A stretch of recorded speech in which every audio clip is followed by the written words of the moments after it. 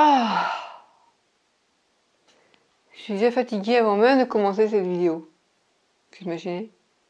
Parce que je viens de ranger la cuisine pour que ce soir, quand je descende, je n'ai plus à rien faire à part aller manger. Sauf que c'est pas comme ça se passe. J'ai débarrassé la table, j'ai mis le couvert, mais quand je vais retourner tout à l'heure, il va falloir que je fasse une tarte, parce que je voulais faire une tarte aux figues du jardin. Et puis, donc j'ai préparé la table feuilletée, mes couverts, tout ça, mais il va falloir que je fasse la tarte. Après, il faut que je me fasse à manger, cuire la viande, et en fait, il me faut une demi-heure avant de pouvoir m'installer les pieds sous la table. Donc, je fais ça en petite dose, je fais une petite, comment dire, je vais pas attendre d'avoir faim pour descendre et aller manger, parce que je sais qu'il va falloir que j'y passe du temps pour faire les choses, ça me prend beaucoup de temps de plus en plus, et que ça me fatigue. Donc je l'ai fait en petites coupures, en petits morceaux, quoi.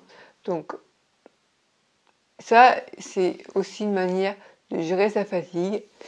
Alors, dans cette vidéo, je ne vais pas vous parler de fatigue. Je sais pas pourquoi je parle là-dessus. Si, parce qu'en fait, je vais vous faire une deuxième vidéo qui sera sur la fatigue. Dans cette vidéo, je vais d'abord vous parler de quelque chose qui va certainement vous faire tilt.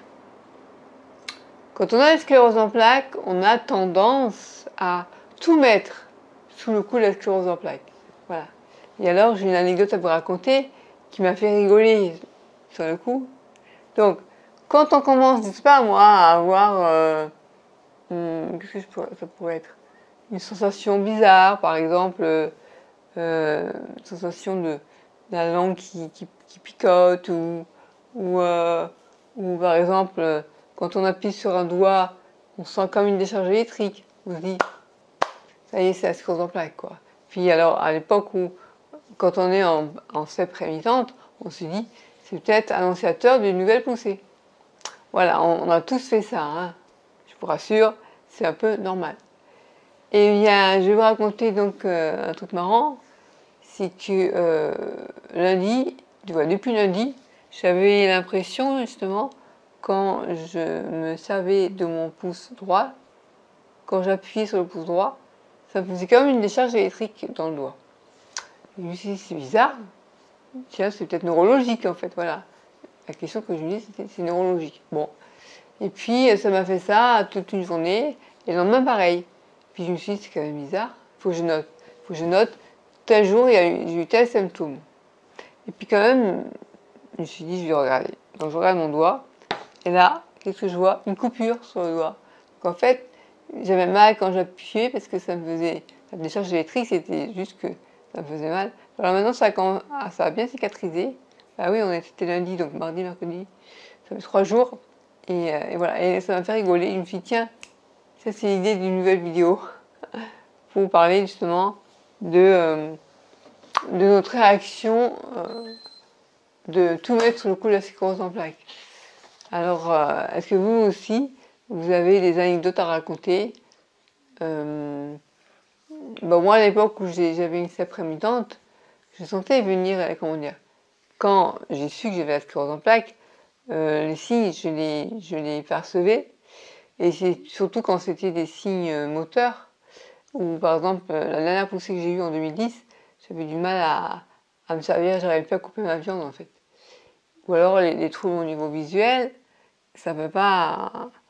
On est presque certain qu'on va devoir faire un bolus. Quand c'est une poussée plus légère, c'est pas toujours évident. Et moi, j'ai vécu très longtemps avec des poussées sans savoir que j'avais la sclérose en plaques, donc j'ai pas dit tout le temps c'est la faute de la sclérose en plaques, c'était qu'est-ce qui m'arrive, j'allais voir le médecin, et puis 15 jours après ça avait passé. Quand on me donnait des cures de magnésium, forcément après la poussée elle passait, sauf que dans les poussées motrices, pour moi, ça passait pas comme ça, il fallait un bolus de cortisone. Voilà. Donc voilà, c'est une vidéo que je voulais faire pour vous parler de ça, de cette manière qu'on a de tout mettre sous le coup de la sclérose en plaques. Alors attention, parce que souvent j'entends dire que les gens qui ont des migraines, des céphalées, des maux de tête, ils pensent que c'est lié à la sclérose en plaques. D'après les neurologues que j'ai pu consulter, ils disent que non. La sclérose en plaques ne donne pas de maux de tête. Donc la sclérose en plaques n'est pas responsable de tout. Donc c'est important de le savoir parce que c'est quand même bon d'aller quand même voir votre médecin généraliste quand vous avez un doute et pas tout mettre systématiquement sous le coup de la sclérose en plaques. Voilà. C'est ce que je dirais. Donc, maintenant, je vous dis à bientôt et je vous dis dans la prochaine vidéo, je vais parler de fatigue.